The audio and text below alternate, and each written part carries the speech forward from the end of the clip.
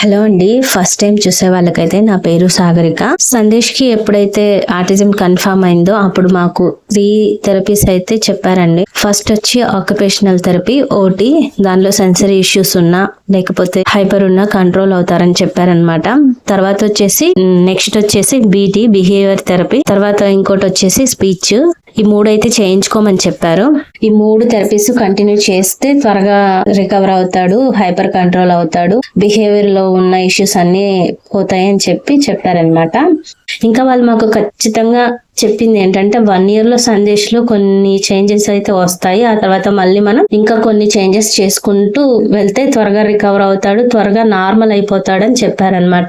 మేమేం చేసామంటే ఒక గోల్డ్ చైన్ అమ్మేసి, ఎందుకంటే మా దగ్గర ఆల్రెడీ పెద్ద బాబుకి చాలా ఖర్చు అయిపోయింది. ఫస్ట్ నుంచి మేము ఏదో చిన్న చిన్న జాబులు చేసుకుంటూ ఉండేవాళ్ళం అనమాట. అలాంటిది మేము ఇంత ఒక్కొక్క థెరపీస్ కి వచ్చేసి 4000 అని చెప్పారు. 3 థెరపీలకు వచ్చేసి నెలకి 12,000 వచ్చే జీతంలో ఇంకా ఆ 12,000 కట్టేస్తే మిగిలేది ఒక 6,000 మాత్రమే. ఎలా చేయాలి, ఏం చేయాలని బాగా ఆలోచించి ముందు థెరపీస్ ఇప్పిద్దాం, తర్వాత సంగతి తర్వాత చూసుకుందాం అనేసి మేము ఒక గోల్డ్ చైన్ అయితే అమ్మేసి థెరపీ అయితే స్టార్ట్ చేసామండి. ఆ గోల్డ్ చైన్ అమ్మిన దానికి మాకు కరెక్ట్ గా 6 months 7 months అయితే ఖచ్చితంగా థెరపీస్ అయితే స్టాప్ లేకుండా కంటిన్యూ చేయించుకోగలుగుతాం. 3 నెలలు థెరపీస్ కంటిన్యూ చేసిన తర్వాత సందేశ్ లో కొంచెం హైపర్ అయితే తగ్గిందండి. హైపర్ తగ్గేసరికి మాకు హోప్ వచ్చింది. మేము చేయిస్తుంది కరెక్టే, కొంచెం ఖర్చు అయినా పర్లేదు, ఇంకా అప్పు చేసి అయినా థెరపీస్ ఇప్పిద్దామని మేము కొంచెం స్ట్రాంగ్ గా ఫీల్ అయ్యాం. 3 నెలల తర్వాత సందేశ్ లో వచ్చింది ఒకే ఒక్క మార్పు ఏంటంటే తను హైపర్ కంట్రోల్ అవ్వడం, కొంచెం కుదురుగా కూర్చోవడం, ఒకే చోట ఆడుకోవడం అలా చేసేవాడు అనమాట. తర్వాత కూడా ఇంకా ఏమైనా నేర్చుకుంటాడేమో, మనం చెప్పేది వింటాడేమో, మన వైపు చూస్తాడేమో, ఐ కాంటాక్ట్ వస్తుందేమో అని చూసాము. అలా 5 months కూడా గడిచిపోయింది. 5 months తర్వాత కూడా సందేశ్ ఐ కాంటాక్ట్ అయితే లేదు. అలాగే ఒక దగ్గర కూర్చొని మనం చెప్పే యాక్టివిటీ అయితే అస్సలు చేసేవాడు కాదు. హైపర్ మాత్రం కంట్రోల్ ఉన్నాడు. 6th month రన్ అవుతున్నప్పుడు నేను కొంచెం అక్కడ వచ్చే పేరెంట్స్ తో ఇంటరాక్ట్ అవ్వడం నేర్చుకున్నాను అనమాట. అప్పటి వరకు నాది ఎట్లా ఉండేదంటే వెళ్ళాము, థెరపీ సెంటర్ లో వదిలేసాము, వెయిట్ చేయడం తప్ప నేను ఎవరితో అంతగా మాట్లాడేదని కాదు.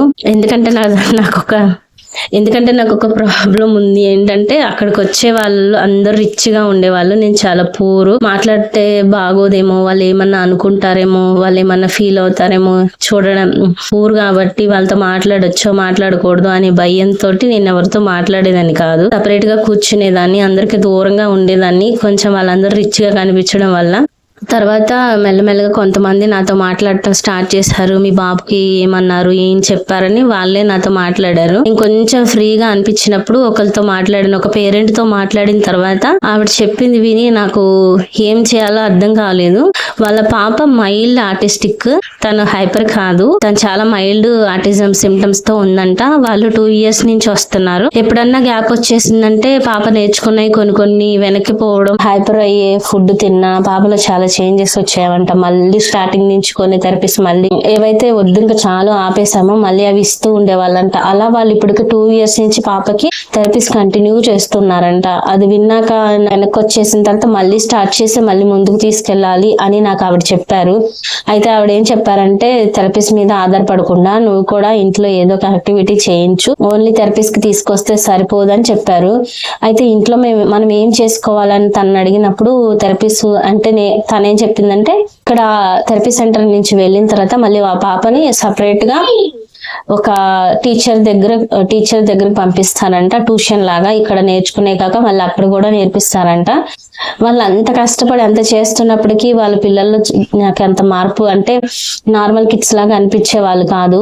ఇంకా వాళ్ళు చెప్తుంటే ఒక్కొక్క వాళ్ళ స్టోరీ చెప్తుంటే భలే భయం వేసేది నాకైతే. ఎందుకంటే చేతిలో డబ్బులు ఉండి ఖర్చు పెట్టుకోగలిగి ఓపిక ఉండి అన్ని ఉంటే అది వేరు. అప్పులు చేసి పిల్లలకి థెరపీస్ ఇప్పించుకోవడం అంటే చాలా కష్టం. అవన్నీ విన్నాక నాకు చాలా క్వశ్చన్స్ వచ్చాయి. నేను ఒక రోజు తర్వాత థెరపీ సెంటర్ లో ఎవరైతే మేనేజ్ చేస్తుంటారో ఆయన దగ్గరికి వెళ్ళి అడిగాను అనమాట. సార్ ఎలా సార్ మీరు 1 year అయితే సరిపోతుంది అన్నారు కదా, మరి ఎట్లా సార్ ఇప్పుడు 6 months అవుతుంది, బాబు ఐ కాంటాక్ట్ ఏం లేడు, బిహేవియర్ లో చాలా ఇష్యూస్ ఉన్నాయి, ఒక్క హైపర్ కంట్రోల్ అయితే సరిపోతుందా సార్ అంటే, లేదు మేడం మేము చేపించడమే కాదు మీరు కూడా ఇంట్లో చేయించుకోవాలి అని చెప్పారు. అదేంటి సార్ మీరు ఫస్ట్ మాకు అలాంటి ఏం చెప్పలేదంటే, లేదు మేడం మీకు చెప్తాను, కొంచెం టైం ఉంది, బాబు ఇంకా అలవాటు అవ్వాలి కదా, ఇప్పుడే కదా స్టార్ట్ అయ్యారు అని చెప్పారు.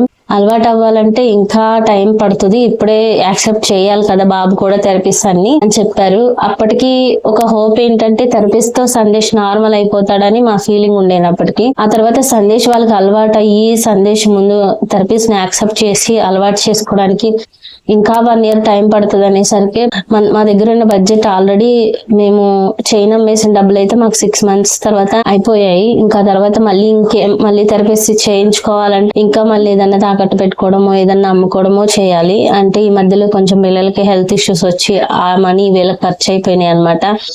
ఇంకా ఏం చేయాలి అనే ఒక క్వశ్చన్ వచ్చేసింది. ఎక్స్ట్రా ఒక మంత్ 7th month కూడా కంప్లీట్ అయిపోయింది. అప్పటికి సందేశ్ లో ఏం చేంజెస్ రాలేదు.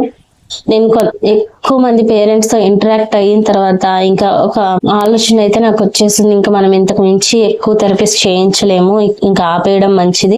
తర్వాత మళ్ళీ మనీ చూసుకొని మళ్ళీ వద్దాం అనేసి అయితే నేను 7th month తోనే సందేశ్ కి థెరపీస్ అయితే ఆపేశాను. ఒకే చోట హైపర్ కంట్రోల్ అయ్యాడు. ఒకే చోట ఉండి జంపింగ్ చేయడం, హ్యాండ్ ఫ్లాప్ చేయడం, నెక్స్ట్ వచ్చేసి హడావుడిగా పరిగెత్తడం, పైకి చూసి కేకలేయడం, ఇవన్నీ కంట్రోల్ అయ్యాయి. కాకపోతే సందేశ్ ఓన్ గా ఒక యాక్టివిటీ అయితే చేసేవాడు కాదు, రాదు కూడా సందేశ్ కి. మరి దాని మీద వాళ్ళు వర్క్ చేయలేదా అని నాకు డౌట్ వచ్చింది. తర్వాత ఎప్పుడైతే నేను థెరపిస్ట్ నేర్చుకున్నాను, ఎలా పిల్లల్ని హ్యాండిల్ చేయాలని నేర్చుకున్న తర్వాత నాకు అర్థమైంది ఏంటంటే సందేశ్ కి ఒకే థెరపీ కంటిన్యూ చేశారేమో, మిగతా థెరపీస్ ఏం చేయలేదేమో అనిపించింది. ఎందుకంటే స్పీచ్ లో కూడా పెద్ద డెవలప్ ఏం లేదు. అప్పుడు 6 months స్పీచ్ థెరపీ ఇచ్చినా కూడా అంత డెవలప్ అనిపించలేదు. ఏమో మరి సరిగా జరగలేదేమో అనే క్వశ్చన్ కూడా నాలో వచ్చిందనమాట అప్పట్లో. తర్వాత ఇంకా సందేశ్ ని థెరపీస్ 7th month థెరపీస్ అయిపోయిన తర్వాత 7 months థెరపీస్ అయిపోయిన తర్వాత సందేశ్ ని కంప్లీట్ గా థెరపీస్ నుంచి దూరం చేసేసాను. ఇంకా మాకున్న సమస్యలను బట్టి మేమేం చేయలేకపోయాం అప్పుడైతే. ఇక్కడ నేను ఒక విషయం అయితే చెప్తున్నాను, మీ పిల్లలకి కానీ స్టార్టింగ్ లో ఆటిజం అని తెలిస్తే అస్సలు వెయిట్ చేయొద్దండి, థెరపీస్ స్టార్ట్ చేయండి. పెట్టుకోగలిగితే ఎక్కువ థెరపీస్ చేయించుకొని పిల్లల్ని హ్యాండిల్ చేసుకోండి. ఇంట్లో కూడా వర్క్ చేయించుకుంటే త్వరగా రికవర్ అవుతారు పిల్లలు. ఖచ్చితంగా ఎవరి మాట నమ్మొద్దు, థెరపీస్ ఆపేయమని చెప్పొద్దు. అలాగే 1 year లో సెట్ చేస్తాం, 2 year లో సెట్ చేస్తాం అని కూడా మీరు నమ్మొద్దు. నెక్స్ట్ వీడియోలో సందేశ్ కి థెరపీస్ ఆపిన తర్వాత నేనేం చేశాను, తర్వాత నేను ఎలా థెరపీస్ నేర్చుకొని సందేశ్ కి ఎలా ట్రైన్ చేస్తున్నాను అనేవి కూడా పోస్ట్ చేస్తాను. చిన్న రిక్వెస్ట్ అండి, చాలా మంది వీడియోస్ చూస్తున్నారు కానీ సబ్స్క్రైబ్ చేసుకోవడం లేదు. Please do subscribe.